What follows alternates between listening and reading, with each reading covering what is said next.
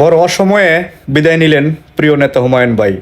প্রশাসনের চাপ, শত বাধা বিপত্তি, পুলিশ র্যাবের টহলের ভিতর দিয়ে হাজার হাজার মানুষের সমাগমে ওনার পৈতৃক নিবাস নরসিংদীর মনোহরদীর কুতাশিয়ায় বাংলাদেশ সময় সকাল 11টায় ওনার নামাজে জানাজার শেষে ওনাকে পারিবারিক কবরস্থান ওনার বাবা মায়ের পাশে চিরনিদ্রায় শায়িত করলেন। মানুষ মরণশীল, একটা নির্দিষ্ট সময় পরে সবাই চলে যাবে, এটাই স্বাভাবিক।